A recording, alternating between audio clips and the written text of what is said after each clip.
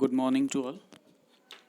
Welcome to the new topic, that is techniques of counting or combinatorics or permutation combination, whatever you want to say. First of all, we are having sum rule principle. First of all, I must clear you that uh, these topics uh, you have done in your 11th or 12th class, so that I am giving limited number of example in this lecture, and if you say I will be providing more examples, if you are not able to find those, I'll be sending you more on the classroom. So that first of all we are doing the sum rule principle. If it is counting techniques, then ultimately we are counting the methods. As you know that in permutation and combination, we count the methods of arranging objects or selecting objects. Like we are doing that again. So that the first rule is sum rule principle, and next is product rule. First is sum rule. Sum rule, what it is saying? Suppose that we are having one event, that is E, and one event is F. Suppose first event can be occurred in m ways, second can be occurred in n ways. Then E or F, ध्यान दीजिएगा, E or means or that is in English or. So that E or F can occur in m plus n ways. So that if, इसको दूसरी language में कैसे बोलेंगे हम, कि if some work A can be done in m ways, some work B can be done in n ways, then ऐसा कोई काम जो इन दोनों में से किसी के होने से भी कंप्लीट हो जाता है वो किया जा सकेगा m प्लस n वेज में. ठीक है. सो दैट आइदर E और F होने से अगर हमारा पर्पस सॉल्व हो जाता है, then that work can be done in m plus n ways. Fine. This is sum rule. Sum rule में आप चाहें तो अगर डिसजॉइंट इवेंट्स हैं तो आप उनके जो नंबर ऑफ केसेस हैं उन्हें ऐड कर सकते हैं. ये आप सेट थ्योरी में भी पढ़ चुके हैं. एग्जाम्पल अभी एक साथ ही लेंगे अपन, अलग अलग एग्जाम्पल नहीं पढ़ रहे हैं. प्रोडक्ट रूल का भी प्रिंसिपल अपन जानते हैं कि अगर ई कोई इवेंट है जो कि एम वे में कंप्लीट हो सकता है और दूसरा एन वेज में कंप्लीट हो सकता है, एफ दैट इज. सो ऐसा कोई event combination of E and F, E and F can occur in M into N ways, so that NA cross B in that case will be NA into NB. So product rule में क्या होगा कि दोनों के complete होने से काम complete होगा, और सम रूल में क्या होगा, दोनों में से किसी के भी कंप्लीट होने से काम कंप्लीट हो जाएगा. ठीक है. इसका एग्जाम्पल देखिएगा आया है. Suppose a college has 3 different history courses, 4 different literature courses and 2 different sociology courses. Fine. The number m of ways a student can choose one of these kind subject, one of each kind, one of each kind यानी ये भी होना चाहिए, ये भी होना चाहिए, ये भी होना चाहिए. One of each kind मतलब तीनों ग्रुप में से जब सेलेक्ट करेगा तब उसका काम बनेगा. इसलिए क्या किया गया, प्रोडक्ट रूल लगाया गया. That is 3 ways of history, 4 ways of literature and 2 ways of sociology. Fine. So that product rule is this because her group में से एक लेना कंपलसरी है इस केस. सेकेंड में क्या कहता है, the number n of ways a student choose just one of these courses, यानी उसका काम इन तीनों में से कोई भी कोर्स लेने से चल जाएगा. So that can be done in either or ways, so that it is 3 plus 4 plus 2, that is sum rule is applicable here, so that total ways is 9. One more example I can give you which is not mentioned here is suppose a person has 5 shirts and 4 trousers. ठीक है. सो अगर कहा जाता है कि, और वो एक साथ रखे गए हैं, अगर कहा जाता है कि एक कपड़ा निकालो, एक क्लॉथ चूज करना है, एक क्लॉथ पिक करना है, तो उसके लिए या तो शर्ट पिक करे या ट्राउज़र पिक करे, उस केस में 5+4 यानी 9 तरीकों से वो पिक कर सकता है।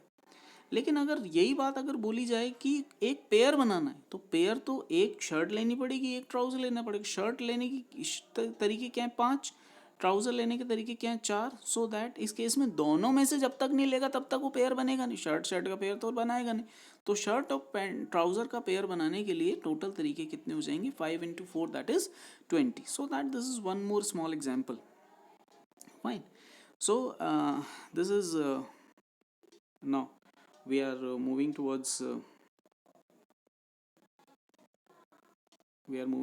permutation, definition of permutation. And now definition of permutation. Yes, any arrangement of a set of n objects in a given order is called a permutation. मतलब कि objects को arrange करना ही, arrangement, the important word is arrangement, arrangement ही क्या कहलाएगा, permutation कहलाएगा। Permutation of objects taken all at a time.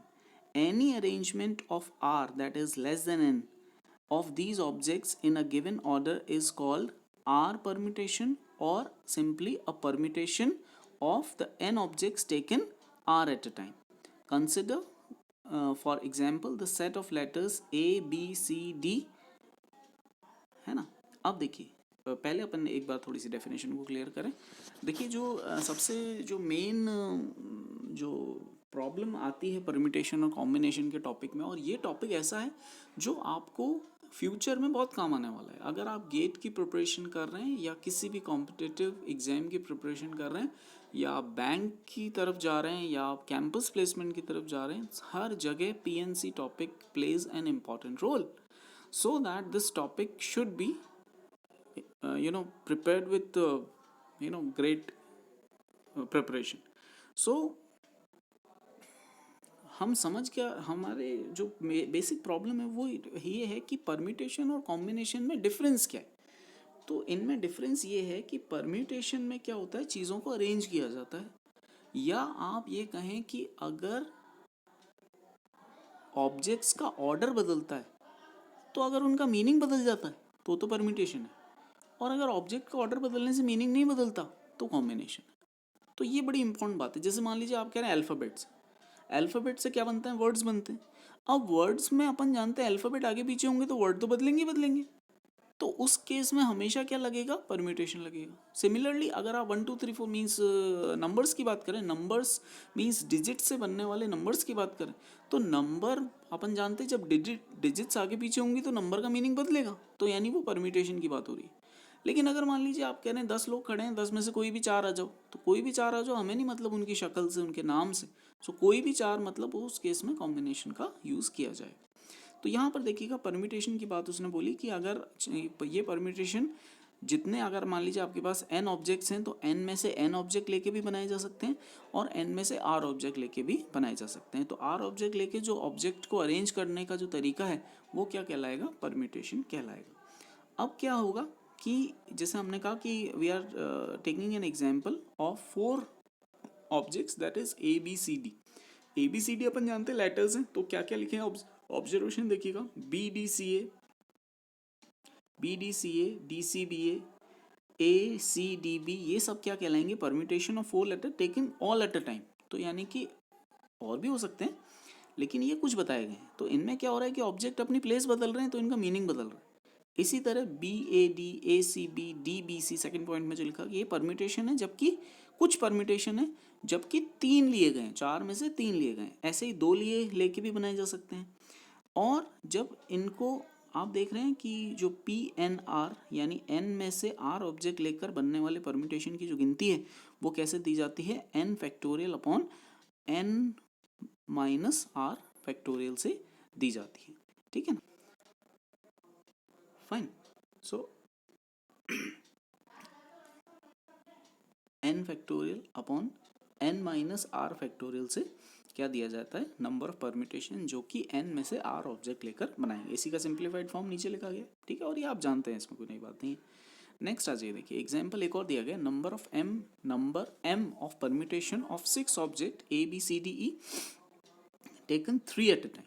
ठीक है, तो अभी हम क्या बात कर रहे हैं, विदाउट रिपीटेशन की बात कर रहे हैं। मतलब कि हम क्या कह रहे हैं कि 6 लेटर्स दिए गए हैं, उनमें से 3 लेटर बनाने वाले, 3 लेटर से बनने वाले वर्ड्स का नंबर क्या होगा।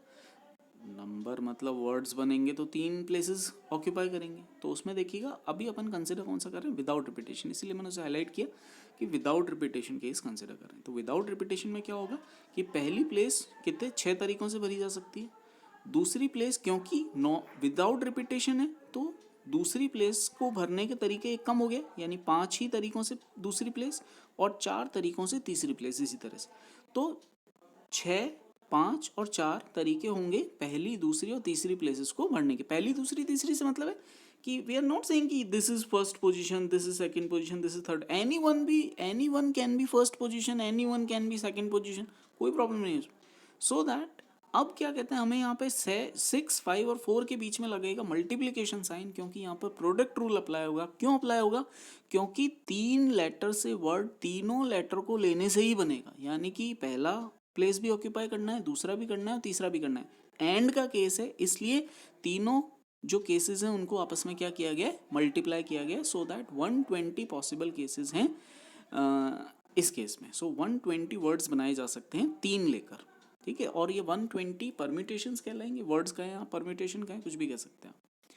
नेक्स्ट देखिएगा, consider now the special case जबकि आर और एन बराबर हो जाते हैं। आर और एन जब बराबर हो जाते हैं तो हम कह रहे हैं कि उस केस में कहाँ चला गया हमारा, जो एन पी आर होता है वो उस केस में क्या बन जाता है, एन फैक्टोरियल बन जाता है। ठीक है ना, ये रूल अपन जानते हैं, एन फैक्टोरियल हो जाता है। ये देखिए कि यहाँ पर क्या, for example there are 3 factorial permutation of the 3 letters A B C. 3 letter से कितने, 3 के में से 3 लेने से कितने बनेंगे, 3 फैक्टोरियल, यानी कि 6 केसेस बनेंगे। ठीक है,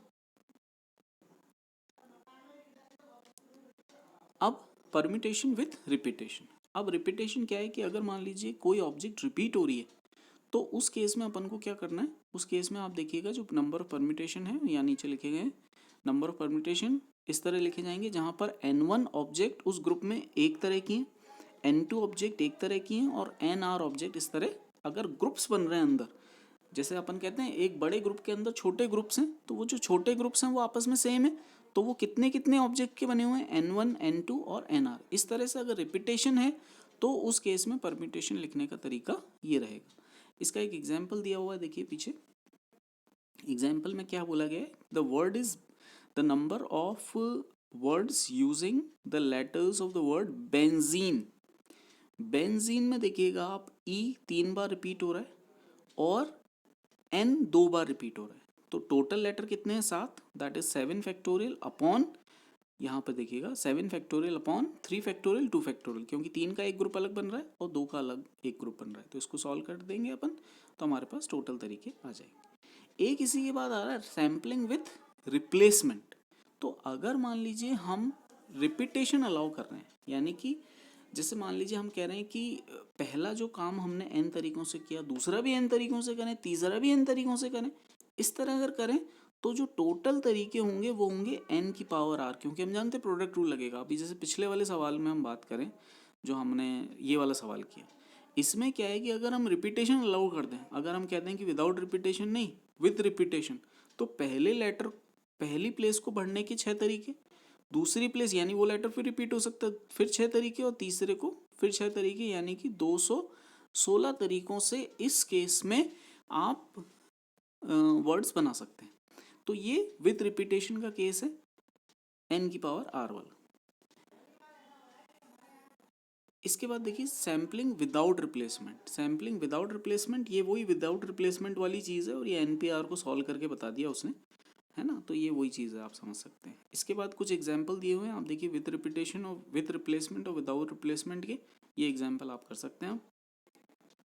ये फिर से वर्ड वाले एग्जाम्पल है, आप वर्ड वाले एग्जाम्पल फिर से वही वाले तरीके हैं, ये जैसे अभी बेंजीन वाला केस था वैसे ये 3 और केस लेके बताए हुए हैं। ठीक है, मैं इसकी PDF आपको सेंड करूँगा, तो आप इसमें से जल्दबाजी में कॉपी करने की बात ना करें, मैं PDF आपको सेंड करूँगा। इसके बाद एक और विथ रिप्लेसमेंट और विदाउट रिप्लेसमेंट का एक एग्जाम्पल और दिया गया, देखें आप यहाँ पर। उसने कहा कि अ class consist of 8 students, find the number n of sample of size 3 with replacement and without replacement. तो विद रिप्लेसमेंट में तो 8 8 8 3 बार आएगा, यानी 8 की पावर 3। और जो विदाउट रिप्लेसमेंट वाला केस है उसमें 8 इंटू 7 इंटू 6, यानी जो एक बार आ गया वो दूसरी बार नहीं आएगा। ठीक है, इस तरह के सेम ही कॉन्सेप्ट है। एक इसके नीचे एक एग्जांपल दिया हुआ है जिसमें कि Pn2, यानी आप इसे Np2 कितना है 72, सो दैट इसमें से n की वैल्यू कैलकुलेट करनी है। तो ये n की वैल्यू आप कैलकुलेट कर सकते हैं, अपन जानते हैं इसकी वैल्यू क्या होती है, n factorial upon n minus r factorial होती है। उसे आप सॉल्व करके आप n की वैल्यू कैलकुलेट कर सकते हैं। एक n की वैल्यू नेगेटिव आ रही है, एक n की वैल्यू पॉजिटिव आ रही है। पॉजिटिव वैल्यू हमारे काम की है, नेगेटिव वाली को हमें डिस्कार्ड करना है। ठीक है, नेक्स्ट देखिए आया कॉम्बिनेशन। कॉम्बिनेशन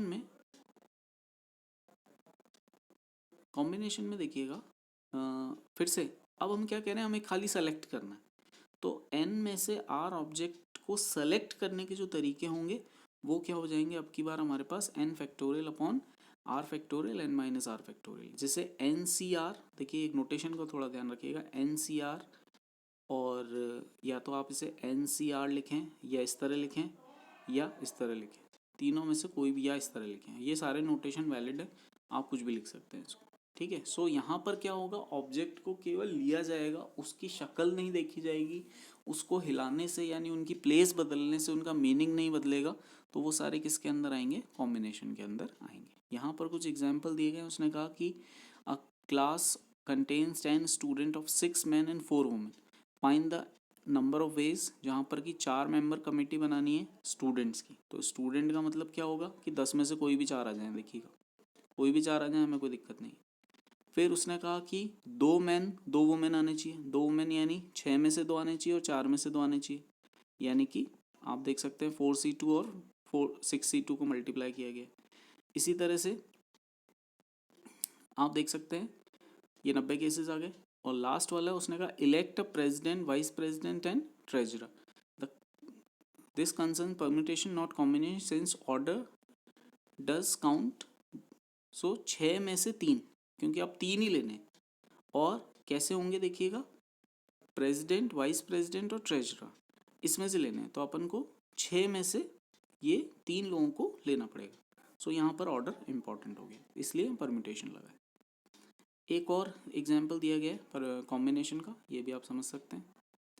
ठीक है, इसके बाद एक चीज़, ये जो सेट थ्योरी में आपका पिजन होल प्रिंसिपल आया था, वो पिजन होल प्रिंसिपल यहाँ पे बता रहा हूँ बिकॉज वो काउंटिंग टेक्निक है एक तरह से। देखिएगा क्या कहता है pigeon hole principle. Pigeon hole principle says if n pigeon holes are occupied by n+1 or more pigeons, then at least one pigeonhole is occupied by more than one pigeon.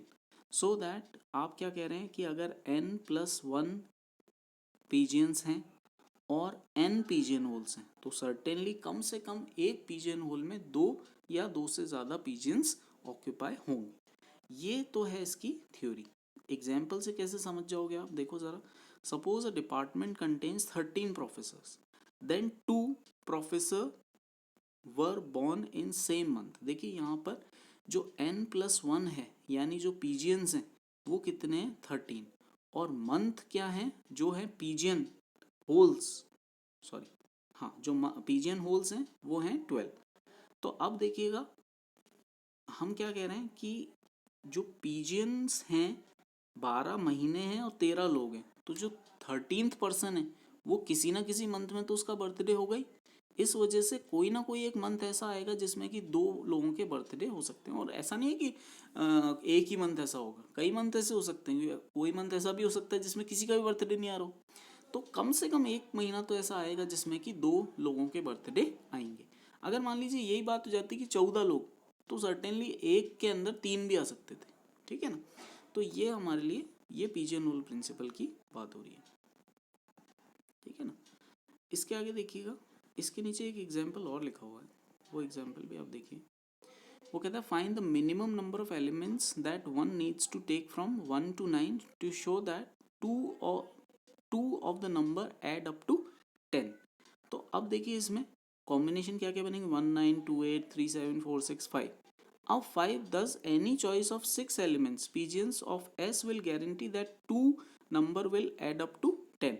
तो इसमें क्या होगा कि अगर 6 एलिमेंट है, 1 2 3 4 5 6, 6 element है, कहाँ गया, 1 2 3 4 5 और 6, just a second.